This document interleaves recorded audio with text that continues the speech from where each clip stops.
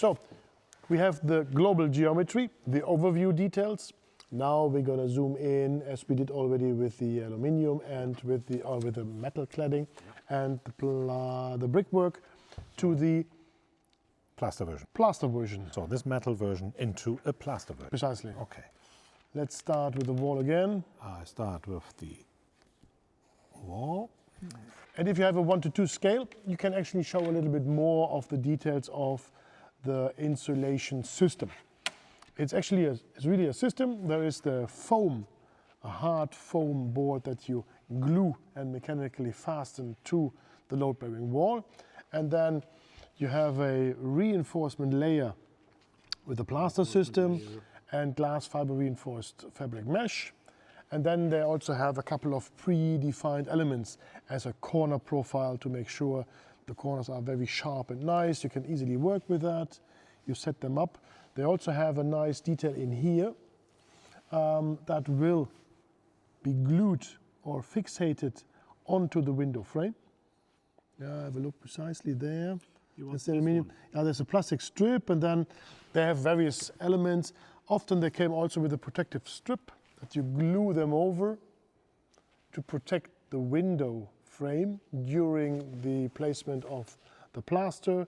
Later, when they come with the rough tools and making the finishing layers of this plaster, they may scratch over.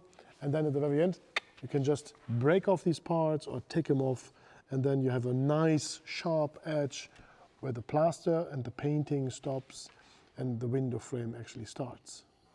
And then, yeah, you also don't forget the brackets that make the connection to the load-bearing structure. Steel or aluminium maybe, brought back to the wall with connection screws. This is fixed, and now I also have to wrap it up again with the vapor barrier, and then nicely this fits in this here precisely, because then the raincoat, the water barrier, is then the last plaster layer also. That's it. That's it. Rather simple. Yeah. Can you refer a bit to the plaster and why we show this? It's a very common detail, a common product. It's the cheapest actually. This is done by the painters often, or special companies who only do that, and follows the geometry easily, very common in office or utility buildings or even residential buildings. So therefore, it's not the best in order to protect the planet.